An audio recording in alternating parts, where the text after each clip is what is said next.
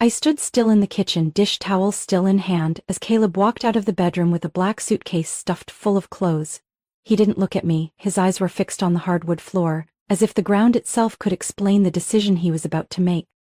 "Where are you going?" I asked, my voice raspier and lower than usual. Caleb paused in the hallway, gripping the handle of his bag so tightly that his knuckles turned white. "I can't stay anymore." I had sensed this coming for weeks. The way he avoided eye contact, the late nights, the unfamiliar perfume lingering on his collar. But knowing is one thing. Watching him actually leave was something else entirely. A cold blade sliced straight through my chest. "For who?" I asked, the question falling from my lips like a verdict. Caleb closed his eyes. He was never good at lying. "It's Lana." I let out a dry, broken laugh like it had burst out of my body before I could stop it. Lana, the intern who joined his company 3 months ago. Barely 25, hair as golden as sunlight, always trailing behind him like a shadow. I had seen the way she looked at him. Like a prize that hadn't been claimed. And him, the man who had been my husband for 12 years, chose to walk away for that look. "Figured," I said, steadying my voice. "But I still hoped you wouldn't stoop that low." He turned away, as if he couldn't stand my gaze. I gripped the edge of the kitchen counter. "What about this house, Caleb? What about the loan we co-signed? Are you just going to leave it like you're leaving this family?" "I'll send money," he replied, his voice tired, as if he were the one who'd been betrayed. "I'll contribute every month." I stepped out of the kitchen and stood in front of him. "You think a few $100s is enough to make up for all those nights I pulled 12-hour ER shifts, came home, cleaned, cooked, and put our son to bed alone?"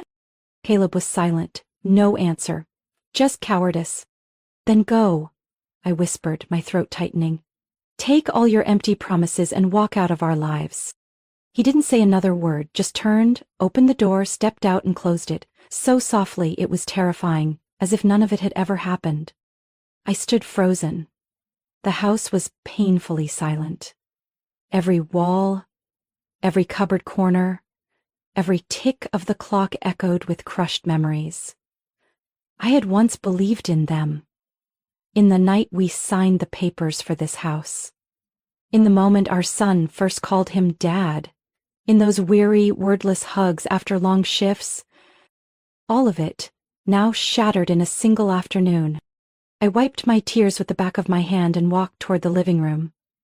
Liam, my 8-year-old son, was sitting on the rug playing with building blocks. He looked up as he saw me, his innocent eyes instantly sensing something was wrong. "Mom, are you crying?" I sat down next to him and pulled him into a tight hug. That small body was all I had left. I couldn't let him be hurt anymore. "Your dad, he's not going to be here anymore, Liam," I whispered. "But I'm still here. I'm not going anywhere." Liam said nothing, he just held on to me tighter.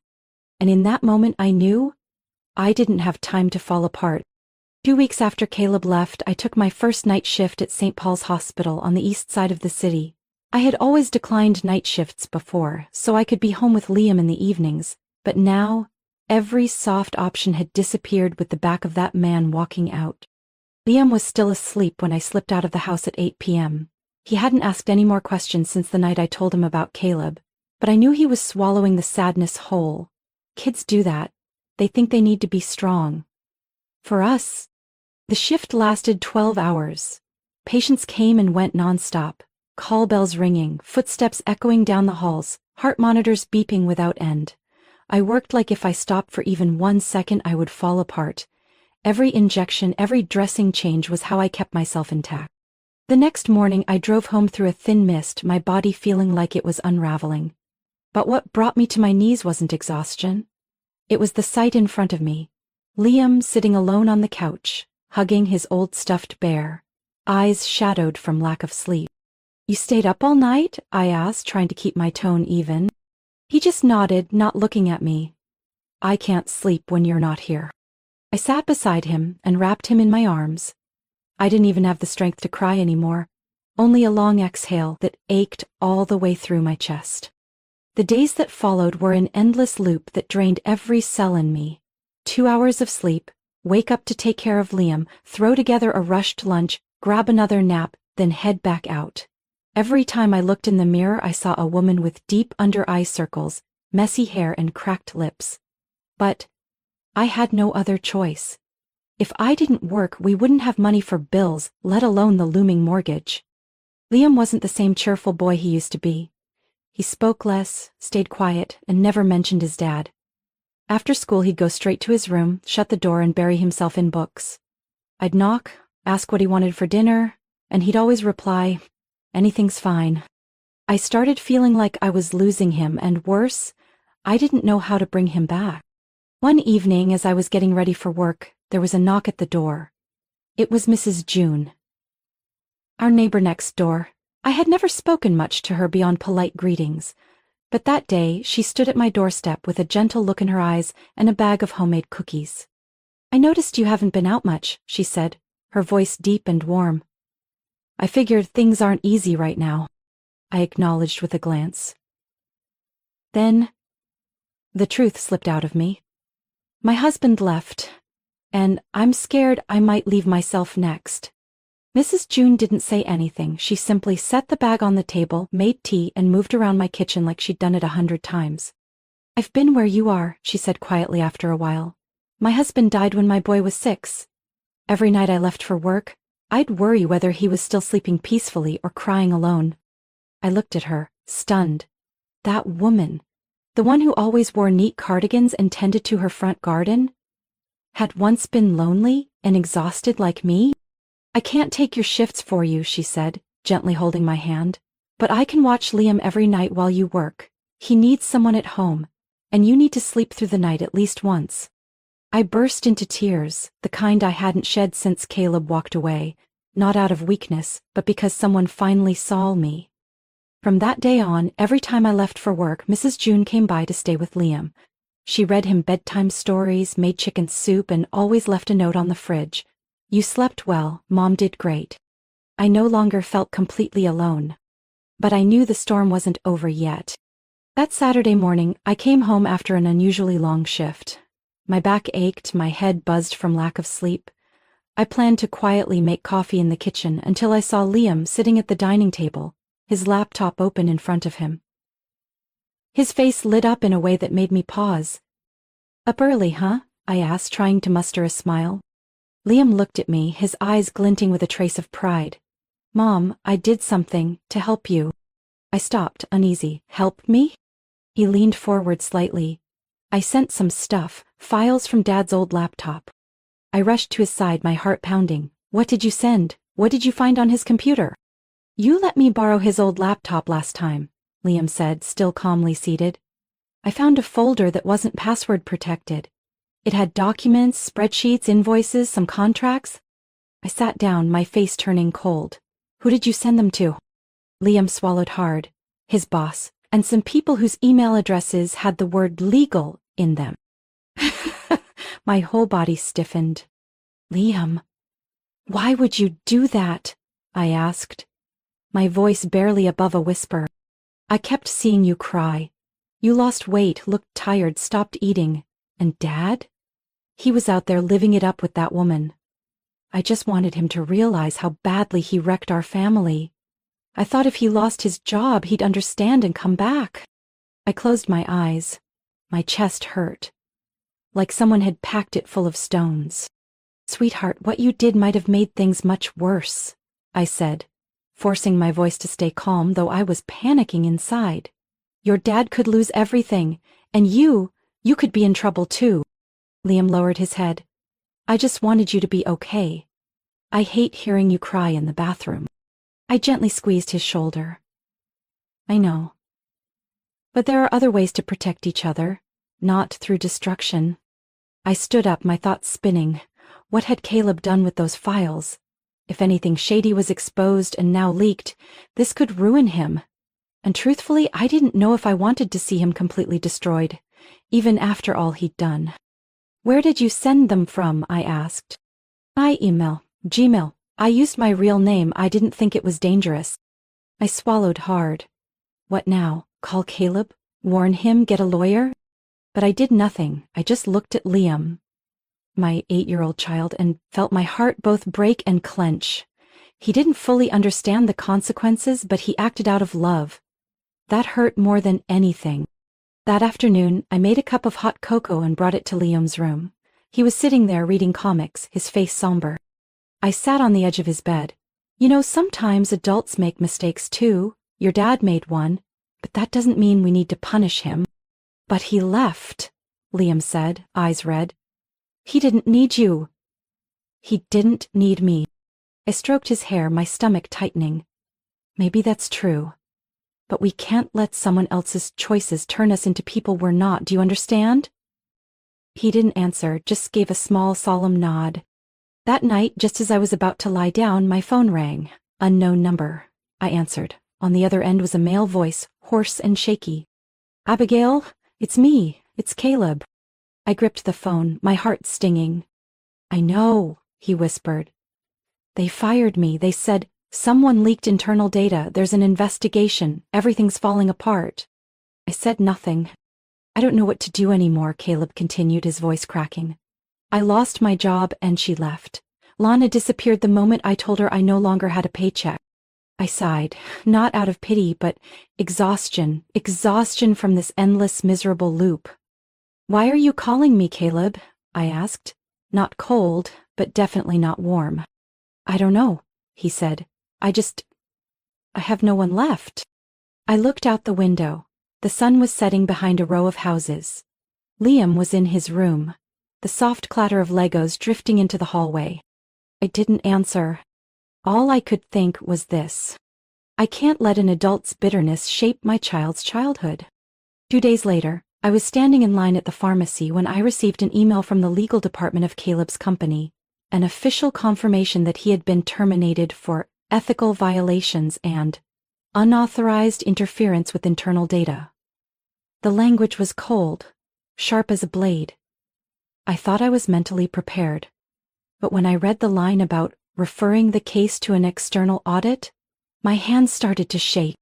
I rushed home and called Liam to the couch. He knew something was wrong. That little face tried so hard to stay calm, like a grown-up. Liam, you have to tell me everything you sent, every file, every email, every recipient. He bit his lip and pulled out a small notebook I didn't even know he had hidden under his pillow. I wrote it all down. I didn't want to forget. I flipped through the pages. There were email addresses, timestamps, subject lines. Part of me was choked up by how meticulous my son was. Another part felt a chill down my spine. What Liam had sent, even without fully understanding, could destroy Caleb's career and maybe even his freedom. That night, Caleb called again. His voice was hoarse, almost stripped of its usual confidence.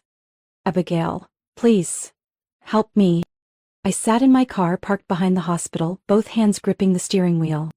Help you with what, Caleb? I asked. Help erase the consequences of your betrayal?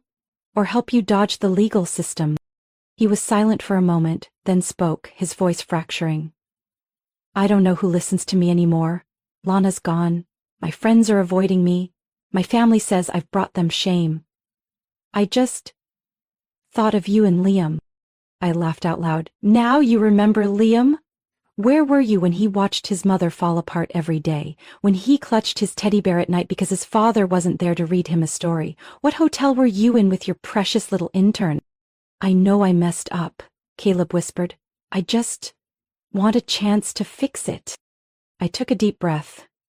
No, you don't need a second chance from me. What you need is to learn how to live with what you've done. But if this goes to court, I cut him off, my voice calm but sharp. You can hire a lawyer, blame weak data security if you want, but don't expect me to defend you.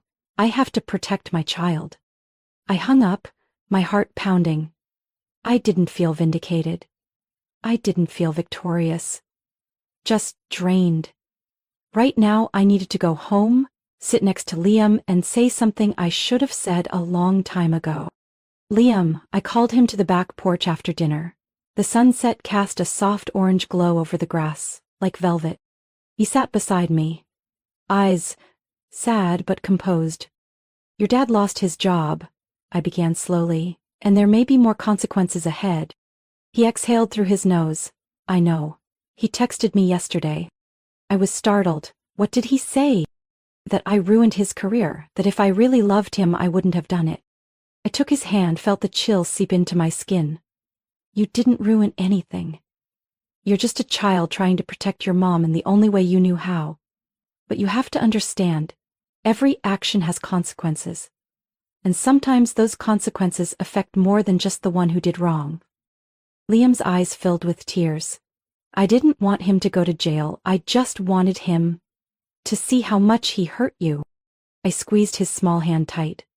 I know, but the most important thing now is that you don't carry that weight. It's not your fault when adults make bad decisions.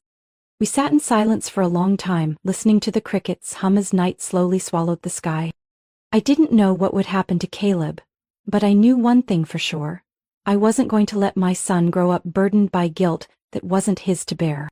I started picking up extra consultation work after my regular shifts, mostly thanks to referrals from a retired physician named Dr. Chandler, who had once taught me in a community nurse training program years ago. He still kept in touch with a few elderly patients around Tacoma, people who couldn't travel far and often needed in-home care. Each night, I carried my old gray canvas bag. Inside were a stethoscope, thermometer, gauze, syringes, and a few basic medications. I walked through older neighborhoods on the west side of the city where there were no private clinics, and the nearest hospital was a 20-minute drive away. At first, I only did it to earn a little extra cash for fresh groceries and to cover winter heating bills. But over time, those door knocks became what kept me standing. Every elderly woman who smiled when she opened her door, every soft, "Thank you, sweetheart. I don't know what I'd do without you," breathed life into my tired lungs. Then, one afternoon, Mrs. June stopped by with a cup of peppermint tea and a printed flyer. "Abigail, I just heard that an old laundromat on Maple Street is up for lease. It's not big, but it has wide windows and the plumbing's in good shape. If you're serious about opening your own clinic, this could be your start." I held the flyer and stared at the scribbled rent and utility estimates. My heart slowed. Even if it wasn't much with our finances, it still felt like a major leap. That evening I told Liam. He placed his hand on the table, serious like an adult. "If you believe in it, then you should do it. I'll help clean, I already know how to scrape old paint." I laughed, not because he was joking, but because there was a spark in his eyes I hadn't seen in a while. The next day I went to see the space. The windows were dusty, the tile floor cracked in places, but morning sunlight poured through the glass and bathed the white walls in a peaceful glow. I signed the lease. In the following weeks, Liam and I spent every spare moment cleaning, scraping paint, repainting the walls, installing tool hooks. I watched tutorials online to install a new sink and swapped out old fluorescent bulbs for LED ones. My former coworker Trish donated a white-painted medicine cabinet, and Dr. Chandler brought in a sturdy old exam table. That 900-square-foot room became my second home. I didn't have a big sign, a receptionist, or an automated booking system, but I had skilled hands, listening ears, and a heart that had once been shattered. Enough to recognize pain without judgment. My first patient was a little boy with an ear infection. His mother, a single mom who had just lost her job and didn't qualify for insurance, brought him in. I treated him for free and showed her how to warm garlic in oil to soothe his ear while she waited to afford medicine. Word spread faster than I expected. A week later, an elderly woman from the corner house stopped by for aching joints. Then a construction worker with a minor burn came in for bandages and ointment. I started recording medical notes in a notebook and taped a small sign at the entrance. "Community care, pay what you can." I wasn't richer, but I felt more fulfilled. One day while I was reorganizing the medicine shelf, Liam walked in holding an old cardboard box. "I found this in the garage. Maybe we can turn it into a little first aid kit for the front desk." I hugged him. No words needed, we were rebuilding a life together, from humble pieces but with solid hands. That evening, I sat on the clinic steps, watching the streetlight reflect off the glass. Behind me were the medicine cabinet, the exam table, and the towel Liam had hung in the corner. One thing was certain. I no longer lived in anyone's shadow. I was lighting a path for myself and for others. That June, after nearly a year of living on careful savings, I managed to send Liam to a 10-day summer camp at Arrowhead Lake.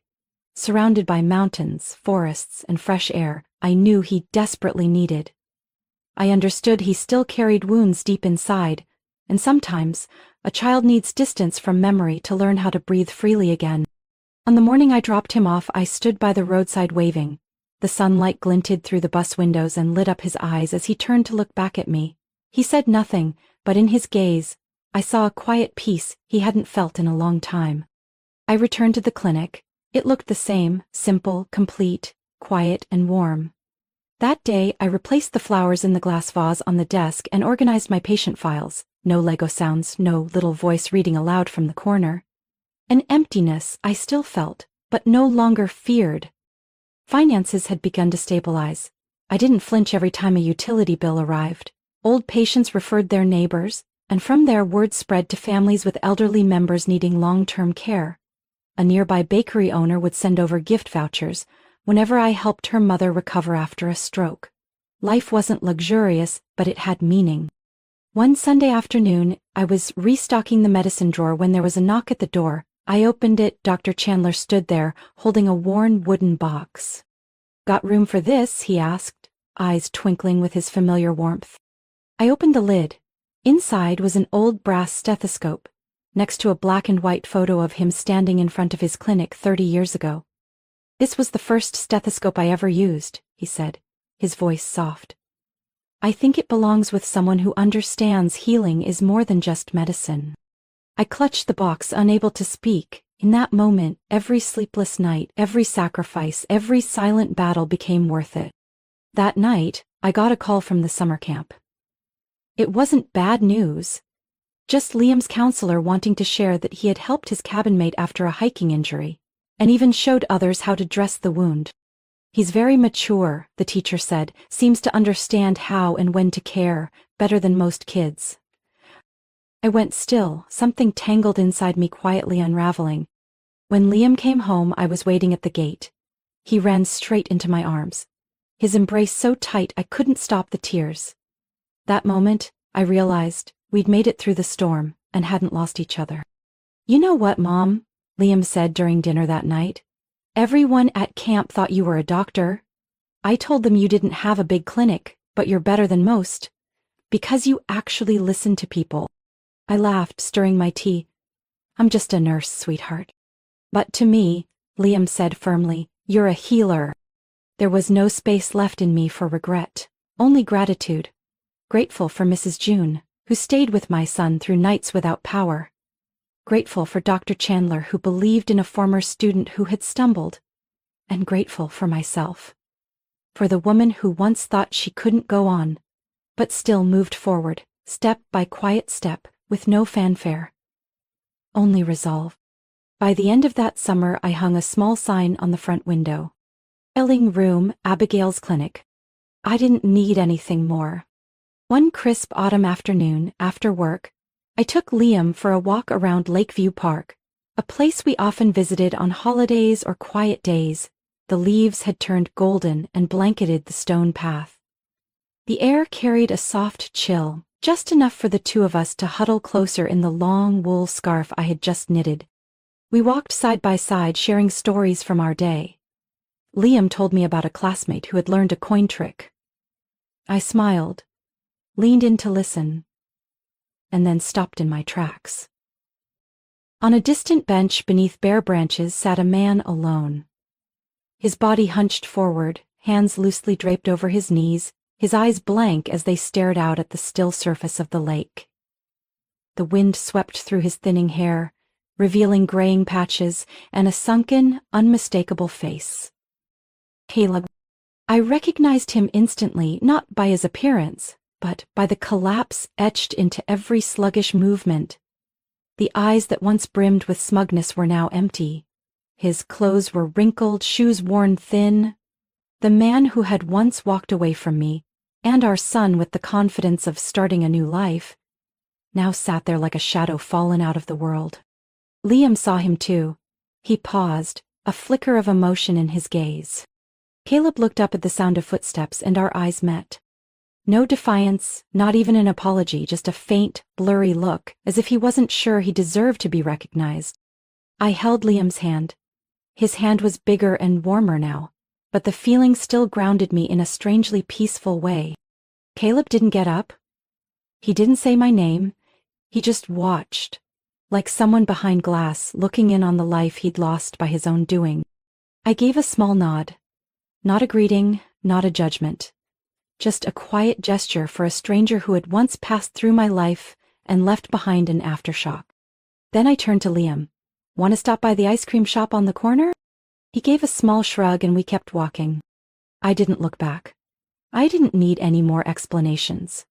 Because I had come far enough to understand that forgiveness doesn't mean acceptance. Forgiveness means no longer giving someone the power to drag you back to where you once broke. Caleb was part of my story. But he left, and I moved forward. My little healing room still glows every evening. People still knock, for scrapes or sometimes just a bit of advice when they're tired. I'm not a doctor, not a therapist, but I'm someone who listens, with everything I've lived and overcome. That night, as Liam and I sat on the clinic steps eating ice cream, he looked up and asked, "Are you still mad at Dad?" I paused for a moment and said, "No, I'm not mad. I haven't forgotten either. But I don't want to hold on to anything that hurts me anymore." He lowered his gaze slightly, as if understanding what his 8-year-old self couldn't quite put into words. He leaned his head on my shoulder. Nothing else needed to be said. The breeze carried the scent of cinnamon from the coffee shop down the street. The yellow streetlights cast soft glows on the pavement. I watched the people passing by and felt a strange, light ease inside me. I was no longer the woman left behind. I was the one who chose to move forward. My story didn't begin in strength, it began in pieces. But betrayal and pain taught me how to rise, not for anyone else, but for myself and my son. I wasn't seeking revenge, and I wasn't living for anyone's regret. I was living to heal others and myself. In real life, the most valuable thing isn't a perfect family. It's the courage to walk away from what breaks you and begin again with what's left. What do you think about Abigail's journey and her choice when facing the past? Share your thoughts in the comments below. And don't forget to follow the channel for more meaningful stories about life and family.